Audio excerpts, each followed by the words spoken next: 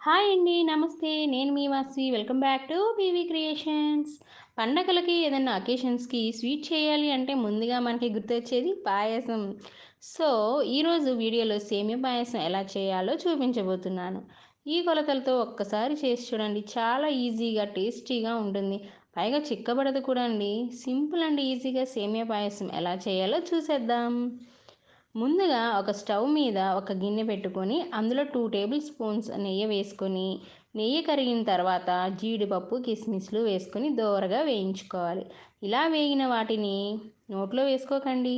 1, 2 వేసుకోవచ్చులే కానీ ఒక గిన్నెలో పక్కన పెట్టుకోవాలి. అదే నేతిలో ఒక కప్పు సేమియా వేసుకొని గోల్డెన్ కలర్ వచ్చేదాకా వేయించుకోవాలి. ఈ సేమియా వేగేలోపు వేరే స్టవ్ మీద గిన్నెలో ఏ కప్ అయితే సేమ్యాలు తీసుకున్నామో అదే కప్పుతో 2 కప్పుల వాటర్, 3 కప్స్ మిల్క్ని యాడ్ చేసుకోవాలి. స్లో ఫ్లేమ్లో మరగనివ్వాలి. ఒక పొంగు వచ్చాక వేయించుకున్న సేమ్యాలో వేసి ఉండలు కట్టకుండా లో ఫ్లేమ్లో తిప్పుకుంటూ సేమ్యాని ఉడకనివ్వాలి. ముందుగా కాచి వడబట్టుకున్న బెల్లం పాకాన్ని సేమ్యా ఏ కప్పుతో అయితే వేసామో అదే కప్పుతో అరకప్పు వేసుకోవాలి. నేనైతే డైరెక్ట్గా బెల్లం వేయకుండా పాకం పట్టి వేశాను.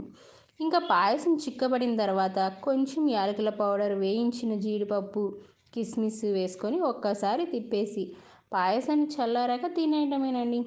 అంతేనండి, చాలా సింపుల్గా, ఈజీగా ఎంతో అద్భుతమైన సేమియా పాయసం రెడీ. కొందరైతే ఫ్రిడ్జ్లో కూడా పెట్టుకొని తర్వాత తింటారండి. ఆ టేస్ట్ కూడా బాగుంటుంది, చాలా బాగుంటుంది. ఒకసారి ట్రై చేయండి. మీరు కూడా చేసి ఎలా ఉందో కామెంట్ చేయండి. Thank you for watching. Bye bye.